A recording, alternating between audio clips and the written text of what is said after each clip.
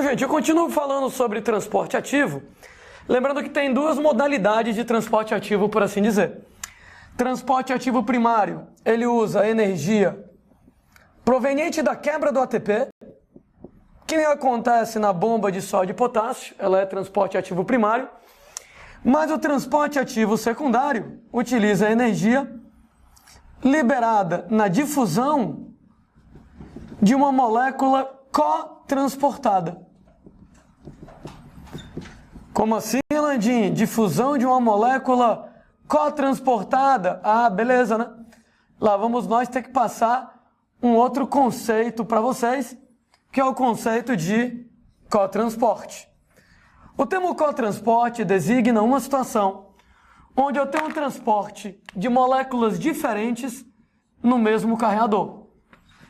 Detalhe, essas moléculas diferentes, carregadas no mesmo carregador, carregadas na mesma proteína, elas têm que passar juntas.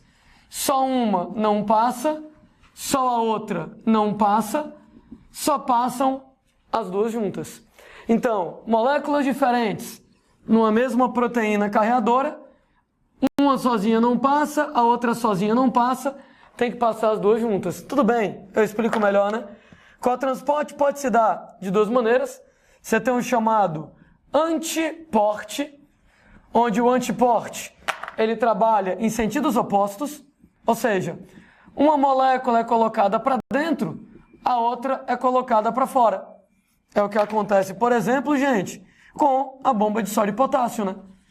Na bomba de sódio e potássio, eu vou colocar sódio para fora e vou colocar potássio para dentro. Ou seja, só sódio não passa, só potássio não passa. Só passa os dois juntos, sendo que em sentidos contrários, um para dentro, um para fora. Se existe o antiporte, existe o simporte, onde o nome sim dá a ideia de concordância. No caso lá do simporte, as duas moléculas que passam, elas passam no mesmo sentido. Ou as duas para dentro, ou as duas para fora. Um exemplo disso aqui é o transporte de sódio e glicose no intestino. Gente, não é no corpo inteiro que é desse jeito não, tá? Na maior parte das células pode entrar só sódio ou pode entrar só glicose. Mas no intestino da gente só dá para entrar sódio e glicose juntos. Duas moléculas diferentes, sódio e glicose, carregados no mesmo carregador, juntos, só sódio não passa, só glicose não passa, tem que ser os dois ao mesmo tempo. Claro que eu queria explicar isso aqui um bocadinho melhor para vocês, né? Era uma vez o seu intestino, tô pegando o intestino, cortei o intestino, eu lembro, moçada, que as células do intestino, elas são cheias de dobras, né? Essas dobras que a gente tem nas células do intestino, as famosíssimas microvilosidades. Vou fazer o seguinte, vou pegar esse pedaço do intestino que eu cortei e vou representar esse pedaço ampliado aqui do lado. Então, estou desenhando aqui as microvilosidades, desenhando as células do epitélio intestinal. E aí, moçada, só para fazer a comparação entre o desenho de cá e o desenho de lá, né? Bem aqui, onde tem esse X vermelho, é o espaço vazio dentro do intestino. Chamamos de luz, né? O termo luz em anatomia designa uma cavidade dentro de um tubo. Então, por assim dizer, o buraco dentro do vaso sanguíneo. Onde o sangue circula é a luz do vaso sanguíneo. O buraco dentro do intestino. Onde o alimento transita é a luz do intestino. Então, isso aqui vai ser a luz do intestino. Onde eu tenho o alimento. Por exemplo, a glicose das minhas refeições. Bem aqui, onde está esse outro X vermelho, é a parede do intestino. Nesse caso, né, a parede do intestino, as células do epitélio intestinal. A parede do intestino eu chamo de epitélio intestinal. E bem aqui, né, moçada, onde está esse outro X vermelho, é fora do intestino, eu diria para vocês, que é, por exemplo, a corrente sanguínea ao redor do intestino. Ora, toda vez que você faz uma refeição, você ganha glicose, por exemplo, né? E a glicose, gente, ela vai ter que passar da luz do intestino, pela célula do epitélio intestinal, até chegar no sangue, né? Para a gente poder aproveitar a glicose como alimento, a glicose que está lá no intestino tem que atravessar o epitélio e passar para o sangue. Como é que essa glicose ela é absorvida? Né? Você tem lá proteínazinhas próprias para poder absorver a glicose. Isso poderia se dar de duas maneiras. Por exemplo, poderia ser por difusão. Lado bacana da difusão. Não consome energia. Difusão, ela sai de graça pra gente, né? Ela não consome energia. Lado chato da difusão. Difusão só acontece a favor do gradiente de concentração. Ou seja, enquanto tiver mais glicose fora e menos glicose dentro da célula, a glicose entra de boa por difusão.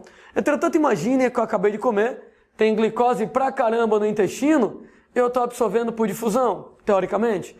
Só que chega uma hora que as concentrações iriam igualar.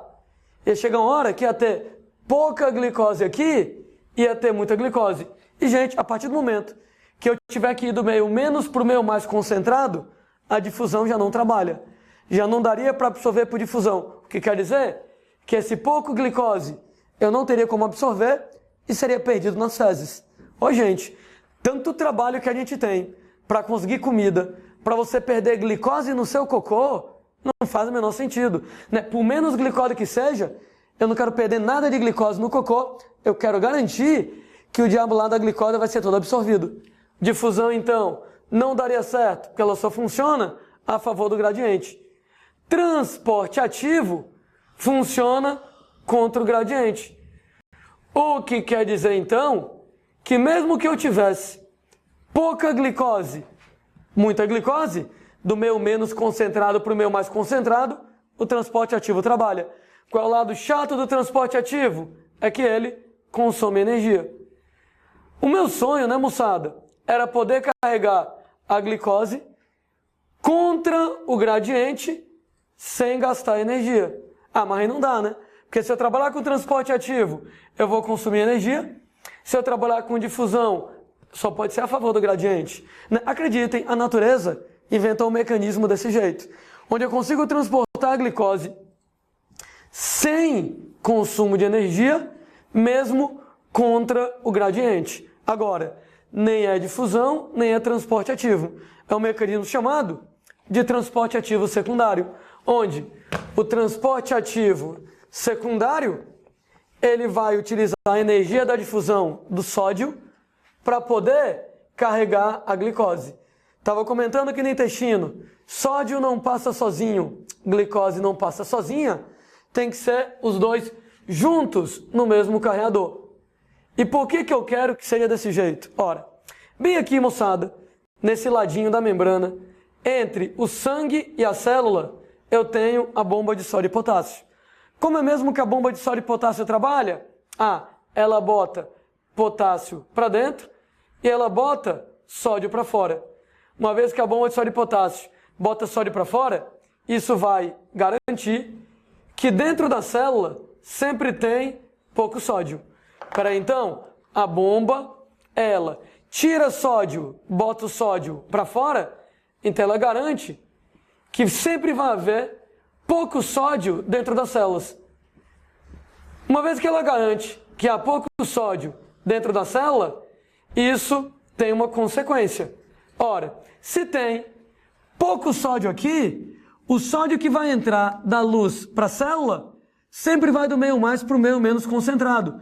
Então ele sempre vai entrar por difusão. Então nesse caso, isso força o sódio a entrar por difusão. Como tem pouco sódio aqui dentro, o sódio sempre entra do meio mais para o meio menos concentrado, então isso aqui faz o sódio entrar sempre, nesse caso, através de difusão. Entretanto, né, gente, eu lembro para vocês que difusão é um mecanismo de transporte passivo e, como tal, ele libera energia. Ou seja, toda vez que o sódio entra por difusão, a difusão do sódio libera energia. Eu vou usar a energia da difusão do sódio para carregar a glicose, mesmo contra o gradiente. Nesse caso, a energia liberada na difusão do sódio acaba transportando a glicose, nem que a glicose esteja contra o gradiente de concentração. Aliás, é exatamente o que eu estava definindo com vocês como transporte ativo secundário, né? Comentando que o transporte ativo primário, ele trabalha com ATP, transporte ativo secundário, energia de difusão de uma molécula cotransportada, ou seja, sódio e glicose só entram juntos, né? Toda vez que o sódio entra, ele entra por difusão. A bomba garante isso, né? A bomba vai garantir que eu sempre tenho pouco sódio dentro da célula. Como eu sempre tenho pouco sódio dentro da célula, do meio mais para o meio menos concentrado, forço o sódio a entrar por difusão. Só que quando o sódio entrar por difusão, é passivo. Então libera energia para poder carregar a glicose, nem que a glicose não queira. Tudo bem? Deixa eu fazer uma comparação bem idiota. Você está doido para entrar numa festa, seu paquerinha está dentro da festa.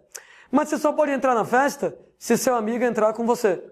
E aí você, desesperado para entrar na festa, porque seu paquerinha está dentro da festa, e o seu amigo está lá, né, relutante, não sei se eu entro, não sei se eu entro, aí você vai lá e, desesperado, paga a entrada do seu amigo.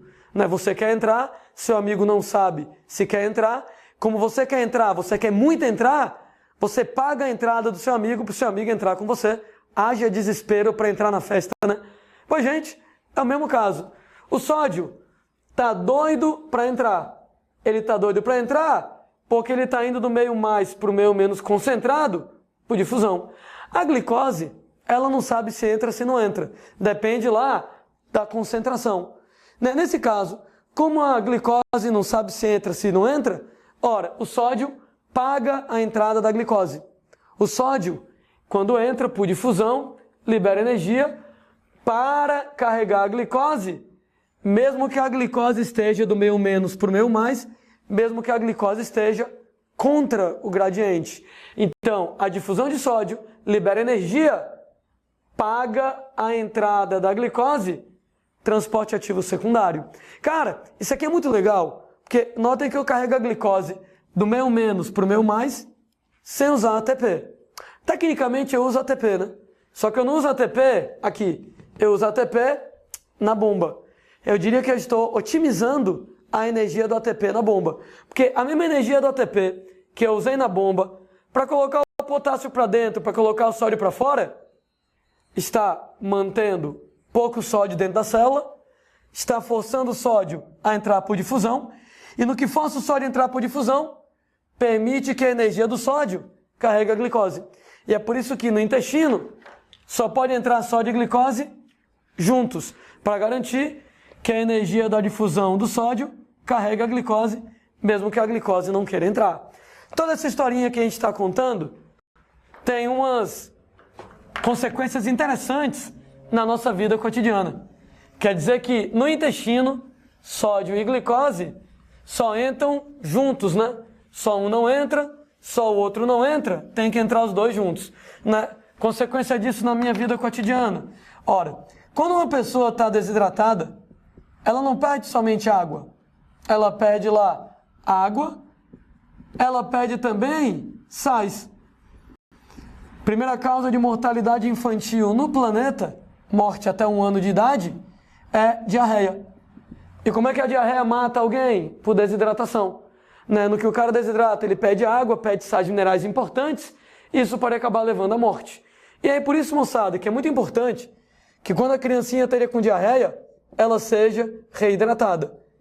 Em casos extremos, eu tenho que levar no hospital para fazer reidratação com soro, né? Quando você reidrata com soro intravenoso, soro lá na veia, basta colocar água e sal. Água e sal. Né? Você usa lá soro fisiológico, normal, para fazer reidratação. Poxa, mas levar para o hospital, né? Furar o braço lá do moleque, né? Colocar lá o soro intravenoso, né? Claro que não é muito fácil, né? Não é muito legal. Melhor você hidratar em casa. Né? Hidratar em casa, claro, não vai ser intravenoso, né? Vai ser, nesse caso lá, através do famoso soro caseiro. Soro caseiro, né, moçada? Ele é utilizado por via oral. Então, reidratação, nesse caso, por via oral. E não sei se alguém lembra, há alguns anos, aparecia na TV propaganda do Ministério da Saúde ensinando como faz soro caseiro. Né? Que você vai lá e pega água, sal e açúcar para poder fazer o soro caseiro, né? Você vai lá e pega 1 litro de água, né? 1 colher pequenininha de sal, 2 colheres grandes de açúcar, e aí você vai lá e acaba fazendo o soro caseiro. Né? Talvez alguém já tenha até visto, tem uma colherzinha, né, própria para fazer soro caseiro, né, uma colherzinha de plástico azul, que tem uma medida pequenininha para o sal, uma medida grande para o açúcar, para colocar no copo de água e misturar lá. Né? A ideia é, por que o soro caseiro tem que ter essa combinação, água, sal e açúcar? Ora, gente, água para repor a água, há uma certa lógica, né? Então, água para repor a água, sal para repor o sal, há uma certa lógica. A questão é, e o açúcar, gente? Por que precisa do açúcar nesse caso? Porque como o soro caseiro ele é por via oral, nesse caso, gente, ele vai ser absorvido no intestino. E no intestino só passa sódio se passar glicose. O que quer dizer nesse caso? Que o açúcar ele vai fornecer glicose para permitir a absorção de sódio no intestino, para possibilitar a absorção de sódio ao nível do intestino. Pronto, moçada. Eis então por que o soro caseiro tem água, repor água, sal para repor o sal e açúcar, porque como é via oral, o sódio só pode ser absorvido com glicose, então açúcar me dá glicose para permitir a absorção do sódio ao nível do intestino. Soro caseiro, não sei se alguém já experimentou, tem um gosto horroroso. Você pode ir na farmácia e pedir, por exemplo, lá algumas fórmulas como Pedialite, né, que tem lá pelo menos um suquinho de frutas e tal, para poder dar uma, sei lá, mascarada no gosto, né, que é o mesmo princípio do soro caseiro. Né? Isso aqui, moçada, pode também ser substituído por um Gatorade da vida ou outro isotônico. O Gatorade, a princípio, foi inventado para atletas, né? Faz sentido. Quando você está lá correndo, jogando bola, você está suando, através do suor, você pede água, você pede sal. Poxa, seu suor é salgado. Se você vai lá e pede água, pede sal no suor, gente, isso aqui pode predispor, por exemplo, a cãibras, causar algum problema para você. Daí, o Gatorade, a gente chama de isotônico, porque ele tem tanto sal quanto tem no corpo humano, ele ajuda a repor o sal perdido. Uma ideia interessante é que não existe Gatorade light no mercado. Não existe Gatorade com adoçante. Você que é todo fitness aí e que não gosta de comer nada com açúcar, beber nada com açúcar, se você de repente procurar, eu quero Gatorade sem açúcar. Não existe Gatorade sem açúcar. Todo Gatorade tem que ter açúcar. Por que não faz o menor sentido um Gatorade com adoçante? Porque se eu pegasse lá água, sal e adoçante, não açúcar, não teria como ter a glicose para absorver o sódio. Lembre que o objetivo do Gatorade é exatamente repor a água e o sal que você perdeu na atividade física. Mas para você absorver o sódio no intestino, precisa de glicose, moçada. Precisa de glicose. Então não teria como você ter lá um Gatorade light com adoçante, ele tem que ter açúcar mesmo. Fornecer glicose para poder absorver o sódio aí na brincadeira. Aproveito para lembrar que para quem está de ressaca, né, quem tomou todas lá, né, e acaba desidratando, soro caseiro ajuda, moçada, lá a aliviar os efeitos da ressaca, né? Ajuda lá na reidratação, né? Pedialite, Gatorade, ajuda, por exemplo, também nos casos de ressaca para dar uma aliviada, no caso lá da desidratação, né? Grande parte dos efeitos da ressaca são desidratação. Eu continuo filosofando um pouquinho, Landim, por quê? Que quando a gente faz soro caseiro, tem mais açúcar do que sal. Afinal de contas, né? São 2 colheres grandes, aquelas colheres de sopa de açúcar, e uma colher pequenininha, aquelas colheres de chá de sal. Por que você vai ter que ter mais açúcar do que sal? Entenda. Na verdade, quando a gente trabalha lá com soro caseiro, a quantidade de sal tem que ser igual à quantidade de açúcar. Só que a quantidade em termos de mol. em termos, falando em química, em termos molares. Então tem que ter 1 mol de sal para 1 mol de açúcar nesse caso. Só que, gente, se você vai lá e pega, por exemplo, lá na tabela periódica, pega lá a massa atômica de sódio, cloreto, etc e tal, e calcula a massa do mol de sódio e cloreto, o mol de sal, ele vai lá e pesa 58,5 gramas. Enquanto, moçada, o mol de açúcar é sacarose. Você pega lá o diabo da fórmula da sacarose, né? Sacarose, ela é glicose mais frutose, né? Glicose, C6H12O6. Frutose, ela é C6H12O6. Some os dois. 6 mais 6, C12. 12 mais 12, H24. 6 mais 6, O12. Só que tem um detalhe, né? Toda vez que eu faço uma ligação glicosídica, eu perco água no processo. Então eu vou ter que subtrair uma molécula de água aqui na brincadeira, né? Subtraindo uma molécula de água aqui na brincadeira, vai ficar C12H22O11, vai ser a fórmula molecular da sacarose. Se você pega lá a tabela periódica, pega lá a massa molar de carbono, hidrogênio e oxigênio, você vai ver lá, moçada, que o mol de açúcar, ele pesa lá 342 gramas. Então o problema, moçada, por que tem mais açúcar do que sal no soro caseiro? Na verdade, se você pensasse em termos de mol, eu preciso de 1 mol de sal para cada mol de açúcar. O problema é que o mol de sal, ele é mais leve, 58,5 gramas. E o mol de açúcar, ele é muito mais pesado, 342 gramas. Daí quando você coloca lá as quantidades, 58,5 gramas de sal é uma colherzinha pequenininha. Enquanto, por exemplo, 342 gramas de sacarose são 2 colheres grandonas. Se você vai lá e pega aquela colher pequena de sal e as 2 colheres grandes de açúcar, a massa pode até ser diferente. Mas a quantidade de mol que você vai ter de sal na colher pequena e de açúcar nas 2 colheres grandes, você vai ter nesse caso lá que a quantidade de mol é o mesmo. Então a molécula de sacarose, ela é uma molécula grandona, uma molécula pesadona, glicose mais frutose menos água, e aí a massa molar dela é bem maior que do açúcar, do sal. Isso justifica porque que no soro caseiro, 1 colher pequena de sal, 2 grandes de açúcar para cada litro de água, porque que a gente faz a diferença nesse caso.